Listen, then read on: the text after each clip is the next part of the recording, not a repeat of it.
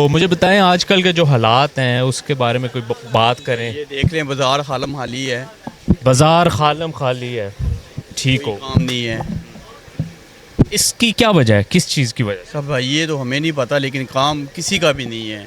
ये नहीं कि हमारा महंगाई की वजह से ही है। महंगाई की वजह समझते हैं। खाएं या बिल दें या कपड़े खरीदें। तो जैसा कि हम पहले भी बात कर रहे थे कि जी या खा लें या कपड़े पहन लें या फिर बिल दे लें या फिर अपने दवाइयाँ कर लें, क्या ऐसी बात? ऐसी बात है, ऐसी बात है, कोई शक नहीं। बाज़ार वालों को कैसी दुश्वारियों का सामना है? भाई सुबह आते हैं, किराए जेब से दे रहे हैं, सब बिजली के बिल हैं वो दे रहे हैं बस।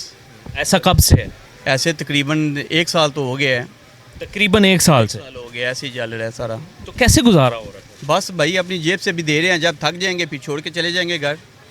तो उसका अगला क्या लाया अमल है? छोड़ के घर चला जाना तो फिर कोई। कोई मुलाजमत करेंगे, फिर यही है ना, मुलाजमत ही करेंगे फिर। तो किसे जिम्मेदार समझते हैं? हम तो गवर्नमेंट को ही समझते हैं। गवर्नमेंट को समझते हैं।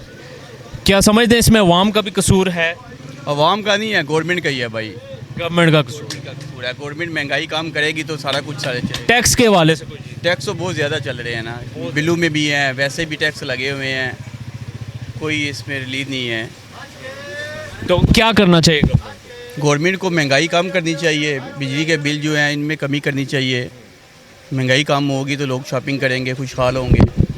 जैसा कि आपने बताया कि कोई काम काज नहीं है, सुबह आते हैं आप और शाम को खाली चले जाते हैं, तो फिर बहुत ज़्यादा मुश्किलात होती होंगी, घर में भी माहौल ख़राब होता होगा। तो कैसे इस चीज़ को फिर मैनेज करते हैं? भाई कर्जा ही है, जो रास है वो खाई जा रहे हैं, जब ख़त्म हो जाएगी फिर छोड़ देंगे दुकान।